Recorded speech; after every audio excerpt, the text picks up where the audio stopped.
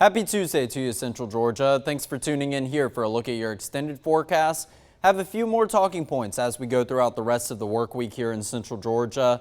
And it does look like maybe a decent shot, fingers crossed, of some widespread rain that could result in some pretty significant rainfall totals in order to alleviate our dry conditions. We'll break down everything that you need to know. But first things first, let's talk some tropics. As of 11 a.m. this morning, just a couple of minutes ago, we got Tropical Storm Melissa. So we now have our first cone forecast for this new named storm down in the Caribbean Sea. This was Invest 98L that you heard us referring to very often. And right now, this cone is just a big cluster. You can see how it just widens out into a larger circle, indicating that there is a lot of uncertainty about the potential path that this storm will take. I put some timestamps over here, but these go all the way out until Sunday morning and still expected to meander somewhere down here in the Caribbean Sea. It's very hard to see as well, but you can see it maybe some flashes of white through the holes in this tropical storm icon. Melissa is forecast to become at least a Category 1 hurricane. Right now it has winds of 50 miles per hour, central pressure of 1,003 millibars, and it's moving to the west at a pretty good speed right now, 14 miles per hour. It will continue to slow its motion over the next couple of days, and it's expected to take a turn up to the north, maybe even eventually to the northeast. But once we get into the weekend, the path that Melissa does take is going to be very uncertain. So will it go out into the Atlantic Ocean? Will it go over towards Central America? Only time will tell as we start to fine-tune this forecast with Tropical Storm Melissa. But taking a look at your spaghetti plots, which also still have not updated as of right now, I can go ahead and tell you that there are many that are going dead west over to portions of Honduras and Nicaragua. There's some that have it moving more towards Jamaica, up into the eastern portion of Cuba. And there's plenty of good agreement that this storm will continue to curve up to the north and impact portions of Haiti and the Dominican Republic over Hispaniola and continue to move back out in the Atlantic Ocean. But the big point I want to hammer home is that right now we are not forecasting any impacts to the United States, but that's as of right now. We just told you that there's high uncertainty with this tropical storm about the path that it takes past this weekend, so it will remain something that we continue to keep a very close eye on. But as of right now, I think the main concerns are going to be down in the Caribbean, specifically Hispaniola and other areas like Cuba and Jamaica, which have already been outlined in tropical storm watches and even hurricane watches as of right now. But you can see that Melissa is currently located just to the north of Aruba. It is still a ways away from the United States, and it's not expected to really move too far over the course of maybe the next week in time. So we'll continue to monitor closely as we try to get a fine tuning of that cone forecast. Like I said, right now it's just a big old circle indicating that there are a whole lot of possible scenarios.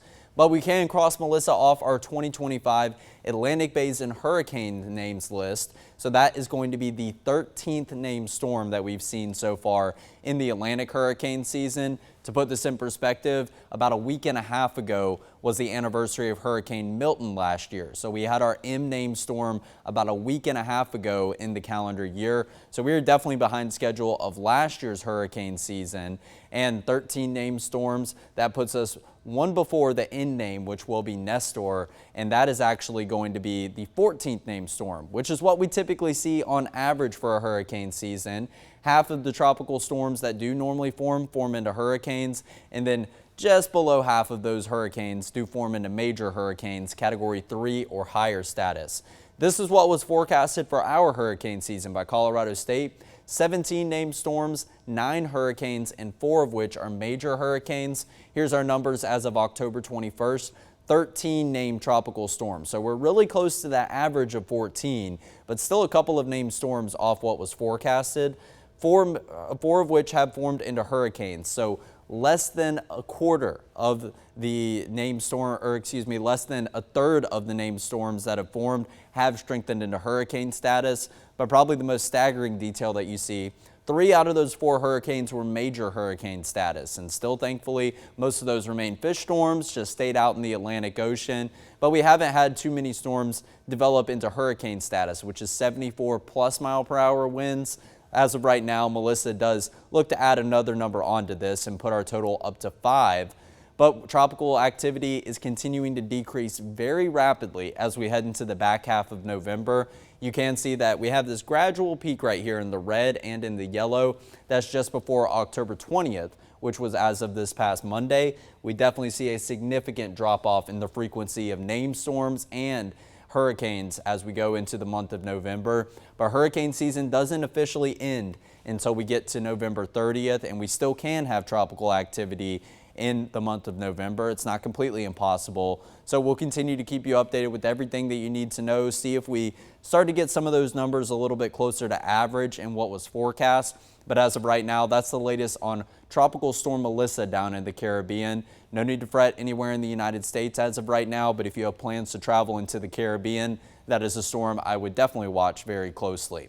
Now taking a look at your headlines. A dry cold front going to pass through as we go into really tonight into the overnight hours, and we're still going to have our fair share of chilly mornings and great days for the foreseeable future.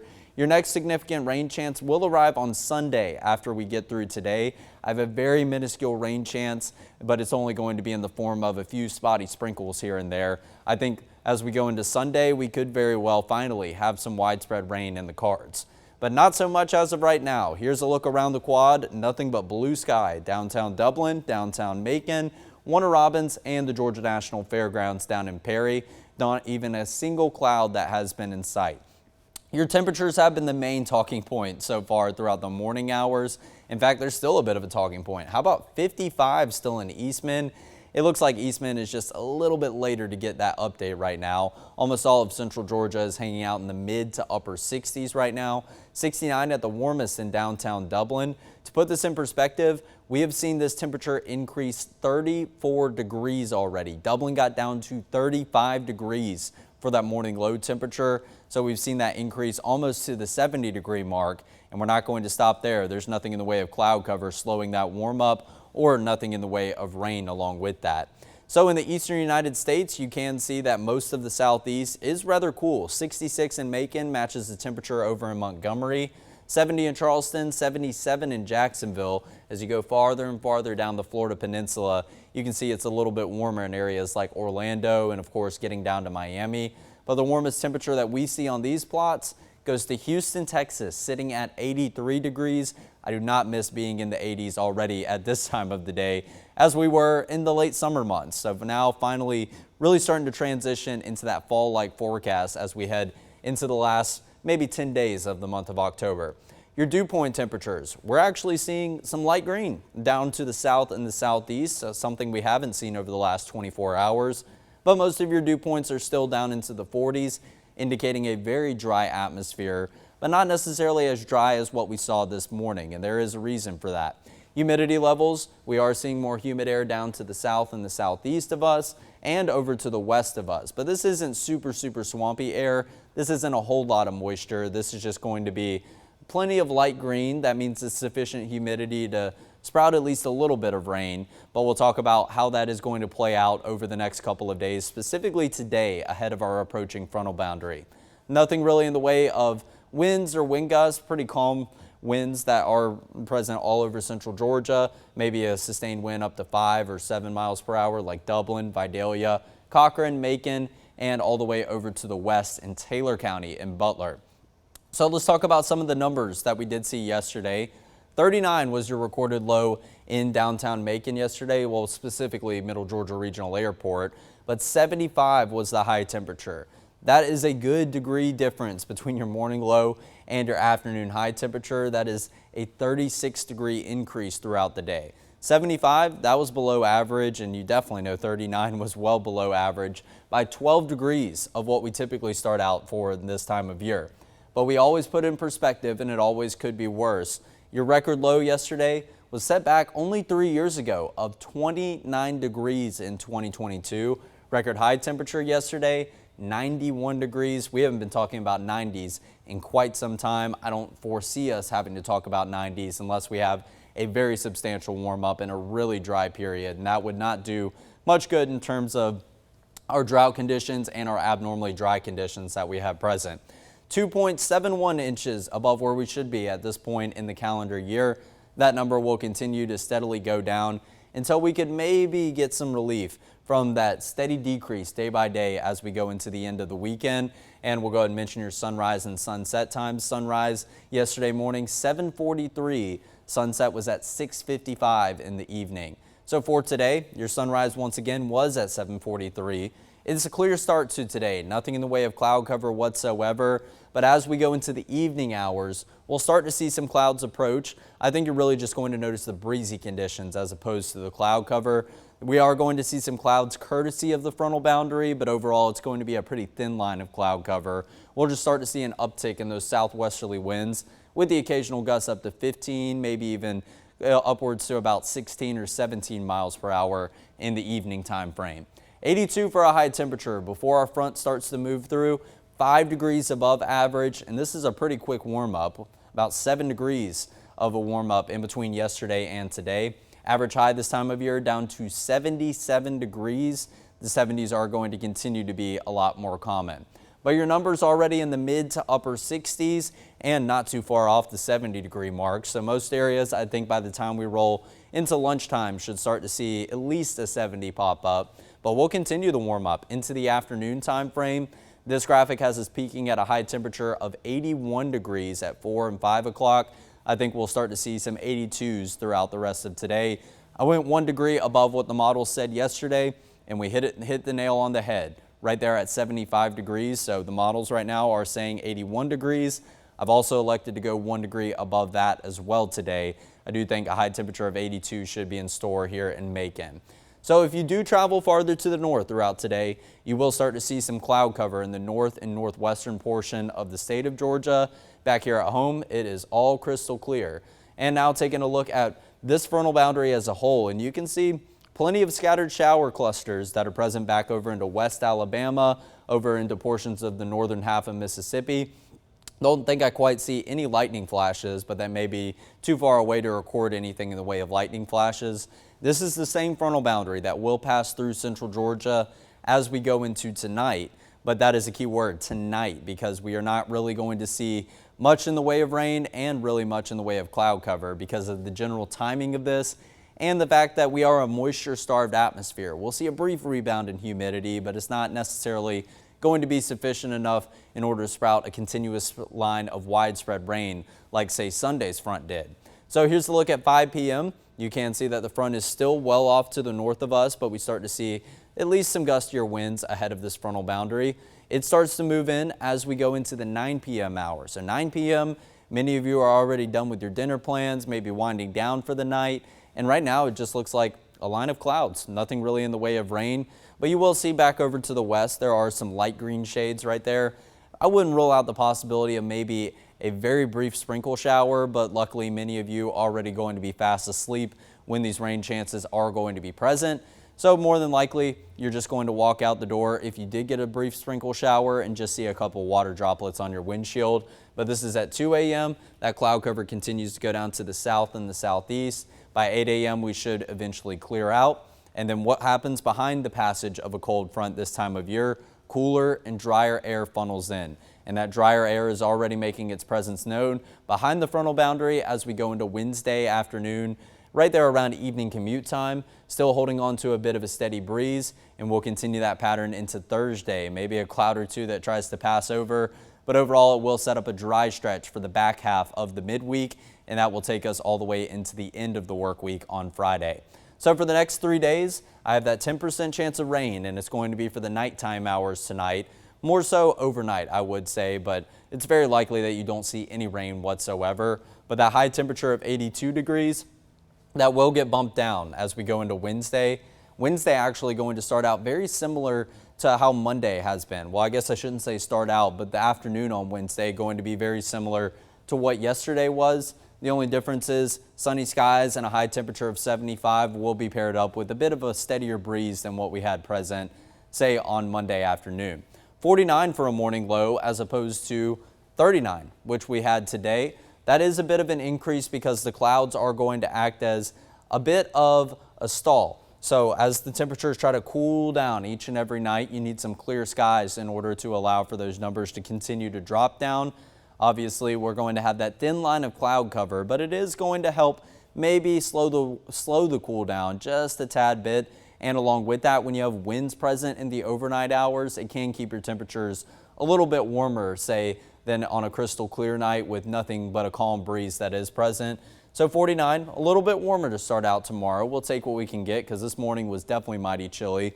I walked outside in the middle of the morning show and I was able to see my breath as I did walk outside. So that is definitely too cold for the back half of October in my personal opinion. But then we'll return with these chilly mornings. 43 for a morning low on Thursday. Afternoon high temperature just a little bit warmer than Wednesday, but I still think Wednesday and Thursday afternoons are going to be absolutely amazing, feeling fall-like days.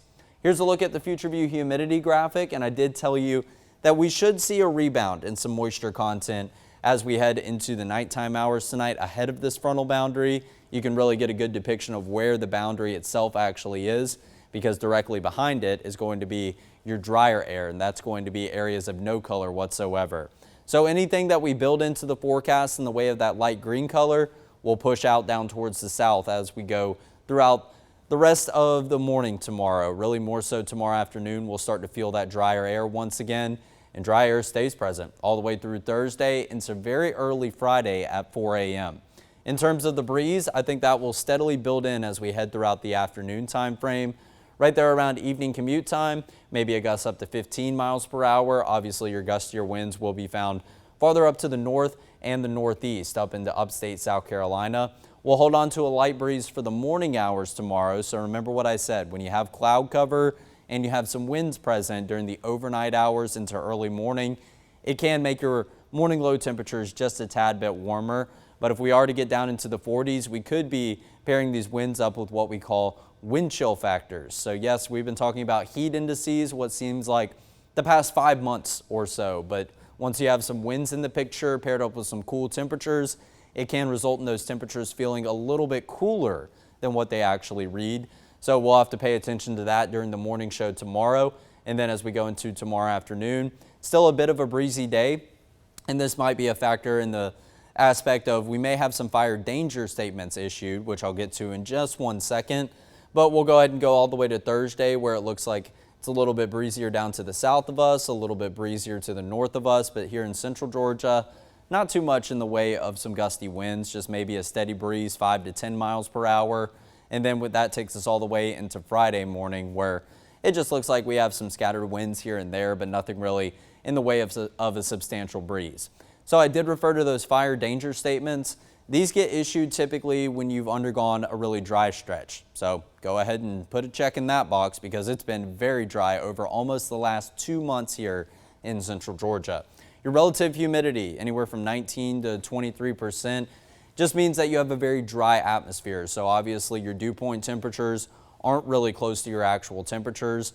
It is going to be a very dry atmosphere after the passage of this frontal boundary. So go ahead and check that box as well. Dry vegetation, like I mentioned, obviously we're going to, or we've undergone a very dry stretch as of recently.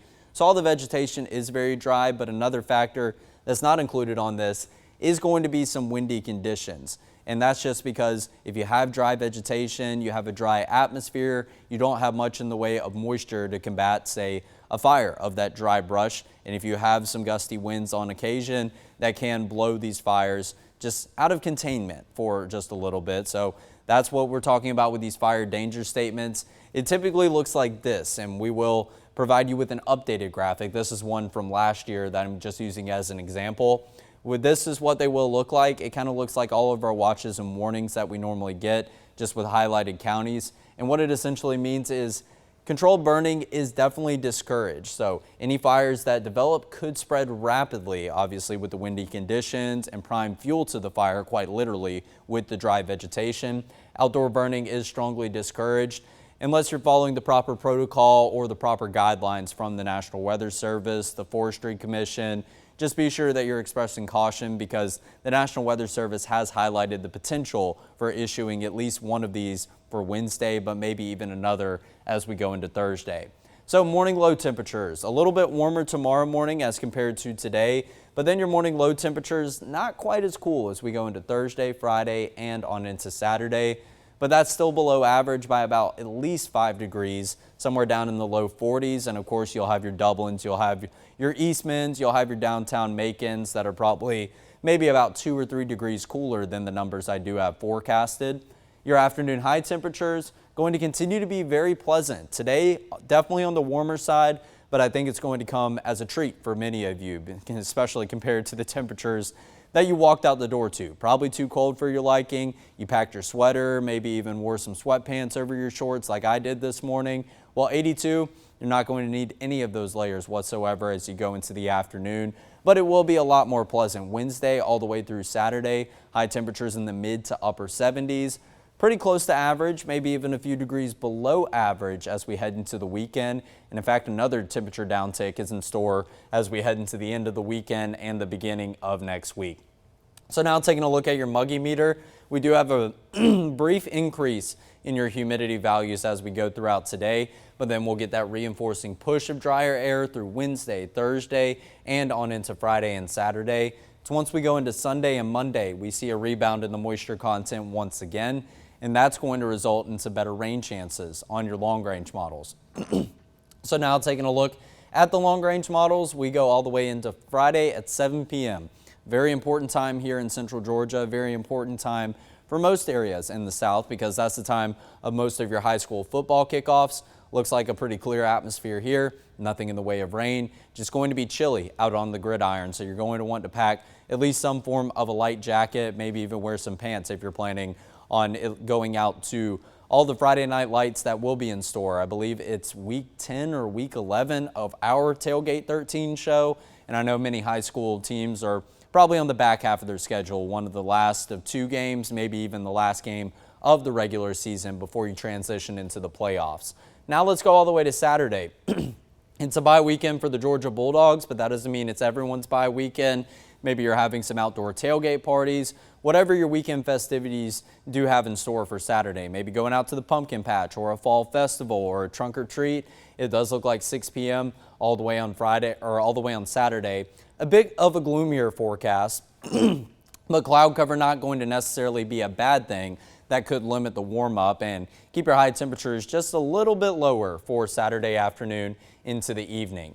But then we see a good cluster of some rain moving in from the west and the southwest. When we start to see these yellow and pink and red shades, that means pretty good agreement on some stronger to maybe even severe weather. And that looks like it's right on our doorstep as we head into Sunday evening. But then we transition into the overnight hours. That's when it looks like that widespread rain could make its way into central Georgia. So that would definitely be a best case scenario. I do apologize for all the clearing of the throat. Got a frog in my throat right now. But as we go into the overnight hours, that's going to be a cooler portion of the day. So hopefully it's nothing in the way of severe weather, but we could use some widespread rain. So we'll kind of take whatever Mother Nature does bring us. But the rain chances, they do kind of look to hold off right now until the nighttime hours on Sunday, which would also be a good thing to getting in any of your outdoor plans for the tail end of the weekend.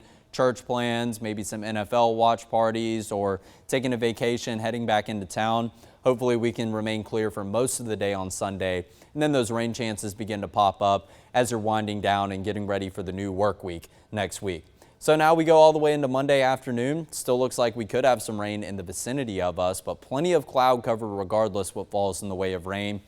The thicker that cloud cover is, that's going to really limit our warm up as we go throughout the day. And if we have cloud cover present from sun up into sundown, obviously we're not getting many peaks of sunshine throughout the day. So that will result in a more substantial cool down with your afternoon high temperatures. Then as we go all the way to the end of this, Tuesday at 4 p.m., it does look like there's another frontal boundary on its way.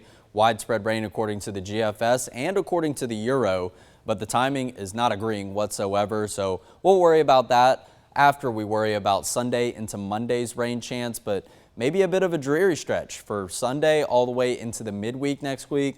Wouldn't necessarily be a bad scenario whatsoever. Hopefully we can get our numbers back up to close to average for the month of October and really alleviate any of those dry conditions that have begun to settle in. So a brief warm up into this afternoon. You're probably already starting to feel some of those warmer temperatures, but I think it is going to be a pleasant change of pace after dipping down into the 30s in a select few areas this morning. Downtown Macon, Wrightsville, Forsyth, and especially Eastman and Dublin, who got down to 37 and 35 degrees this morning. You're going to see a high temperature in the low 80s maybe not quite that high. Maybe you're at 79 degrees. All in all, it's going to be a pleasantly warm afternoon, but you are going to feel the humidity just a little bit more than, say, you would have felt yesterday. Then we're back to the stretch of fall-like days, Wednesday, Thursday into Friday. High temperatures in the mid to upper 70s, morning lows that are going to be down into the chilly range. Once again, the low 40s. Tomorrow morning going to be a little bit warmer because of those winds and the cloud cover that passes through. And then we actually continue to see that temperature decline as we head day by day throughout the weekend. And I think that's mainly due to the fact that we have an increase in cloud cover that is limiting our warm up. But then 71 on Monday, it could be one of those scenarios like I was talking about. Dense cloud cover from sun up all the way into sundown. And your rain chances not too impressive right now, but that's just because we're starting to see better agreement amongst the long range models as of this most previous run. Yesterday, there was no agreement whatsoever. This morning, there was no agreement whatsoever. So that's why your rain chances still remain low for Sunday into Monday. But if we are to continue to see the long range models spit out the same scenario and agree on widespread rain chances, we'll give these rain chances an uptick. But we were talking about that last week, and we're trying to nail down this past weekend's rain chances. It did take a lot of fluctuation in order for us to get a pretty good idea about the rain chances, and it was widespread, but the rainfall totals were still very light in nature, only a couple tenths of an inch of rain, maybe a select few areas that saw around an inch of rain. If we can get a widespread rainfall total, maybe up to 2 or 3 inches, you obviously don't want too much of that rain at one time when you do have a dry atmosphere, but we definitely could use some more significant rainfall totals to hydrate the soil, hydrate the ground, and get us out of the dry and drought conditions that have settled in. So that's where things stand as of right now. I hope you really enjoy this fall-like stretch. Wednesday, Thursday, and Friday, I cannot wait to spend some time outside. But as you get into the tail end of the weekend, your forecast is looking a bit messier, but we'll continue to fine-tune the specific details with that. And going back to the beginning of this, Tropical Storm Melissa did form as of the 11 a.m. hour right at the beginning of this stream. We're going to continue to gather graphics, get all the information that you need to know. But there's high uncertainty in the potential path of Melissa. But right now, all the possible scenarios that seem to want to play out do not look like they have any impacts to the United States. But we can't rule that out just yet. We'll continue to keep a close eye on it. Nothing you need to worry about right now. Let's just root for some rain at the end of the weekend. Thanks for tuning in. We'll see you here at 11 a.m. tomorrow.